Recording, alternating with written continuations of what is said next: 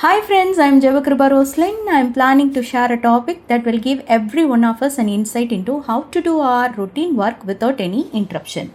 Before getting into the exact topic, I just want to update you with some basic facts necessary to understand the topic. Let me start with some questions. Why do we face interruptions at work? What will happen to our plans when an unexpected interruption happens? How shall we avoid unexpected interruptions? Mr. Donald F. Eflin states that if the toast comes out burned every time, you don't fix it by scraping off the toast, you repair the toaster. Hence, it's always better to keep things in proper condition than to repair them.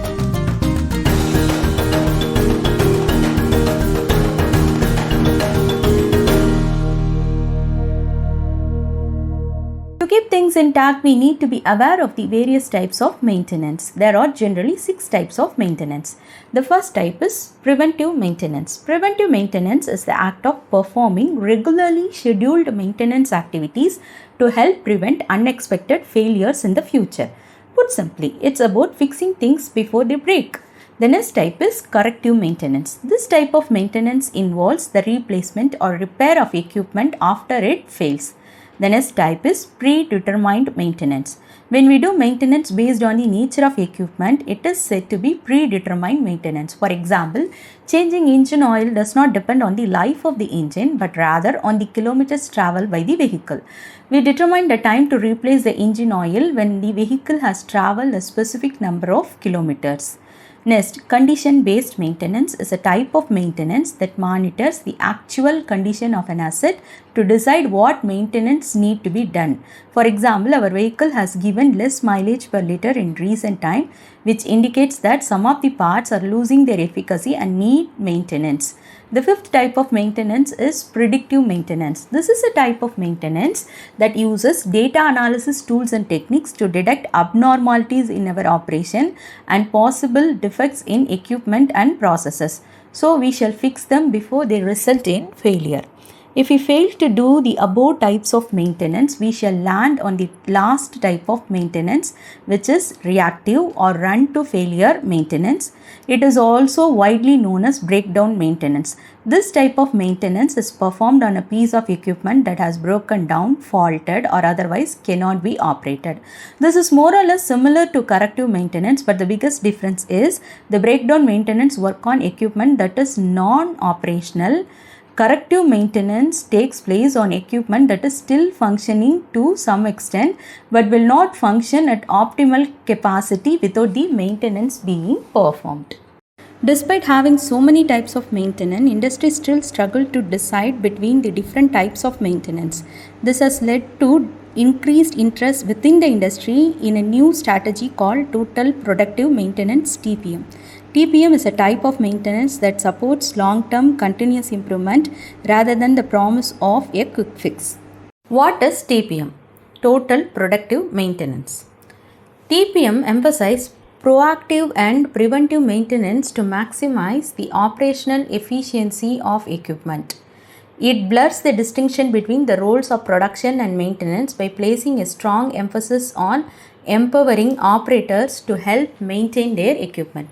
More clearly, traditionally, the maintenance work was allocated to a separate team of people in industry. But TPM emphasizes empowering the worker working with the machine to maintain that. Before diving deep into TPM, let's learn about the origin of TPM. The term total productive maintenance goes back to the Japanese sage Nakajima. The concept was first introduced in the late 1960s by the Japanese automotive supplier Nippon Denso, the second largest member of the Toyota Group. Denso developed the TPM concept in 4 stages. The first stage is reactive maintenance, which involves restoring the machine to a normal operating condition after failure. The second stage is preventive maintenance, which places the responsibility for maintaining production equipment solely on the maintenance department. The third stage is autonomous maintenance. It becomes necessary to take a more sustainable approach to maintenance due to increasing automation and high number of automated production lines. Therefore, the Japanese automotive supplier decided to train machine operators to perform work autonomously. The success of the autonomous maintenance stage paved the way to the final stage of maintenance. The final stage focuses on the cooperation of all employees to maintain operating resources and high quality production, and that is how the term total productive maintenance originated. To have a clear insight into TPM, I am planning to split the content into the following 7 topics: goal and objectives of TPM, the TPM plan, the 8 pillars of TPM, 6 big losses and overall equipment effectiveness, TPM development, benefits of TPM, Terro technology. In that, let's learn about the goals and objectives of TPM in this video and the remaining topics in the upcoming videos. Goals and objectives of TPM. Goals are the outcomes we intend to achieve, whereas objectives are the specific action and measurable steps that we need to take to achieve a goal. TPM aims to establish good maintenance practices through the pursuit of the 5 goals of TPM. The first goal is to improve the equipment effectiveness. Effectiveness is the ability to be successful and produce the intended results. TPM examines and ensures that the equipment is in proper working condition and able to deliver the optimum results. For example, before going on a long trip in our car, we check the condition of the car in all possible problematic areas like tires, engines, brakes and so on, and ensure its working condition. The second important goal of TPM is to achieve autonomous maintenance. Autonomy means being independent and having the power to make decisions for ourselves.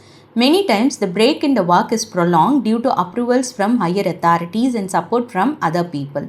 But when we are able to be independent, these breaks can be either avoided or reduced drastically. TPM advises these autonomous maintenance in 3 levels. First, at the repair level, where the worker concerned has the necessary instructions on how to proceed when an error occurs. Second, at the prevention level, the worker is empowered to take proactive actions when he senses a probable error is going to occur. Third, at the improvement level, where the worker is given freedom to take necessary action to prevent the reoccurrence of an error and ensure smooth functioning. The third goal is to plan maintenance. Maintenance is not a ready-made solution for the interruption in work.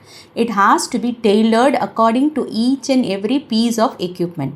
TPM ensures a proper plan for maintaining any equipment based on its nature. The fourth important goal of TPM is to train all staff in relevant maintenance skills. While learning to drive a car, we also learn to clean and maintain the car and to replace the tires or other spare parts so that we can do the first-hand repair if the car breaks. The final goal of TPM is to achieve yearly equipment management. This is a stage where the maintenance time and cost turn to zero. The TPM penetrates into the roots of errors, identify the causes of every error and uproots them from scratch by developing improved equipment and machines. With this, we come to the end of this video. I hope I have delivered the content to you in a more practical way. To watch the other parts of this topic and more videos like this, subscribe to my channel and stay connected. Also, share this video with your contacts. Thank you.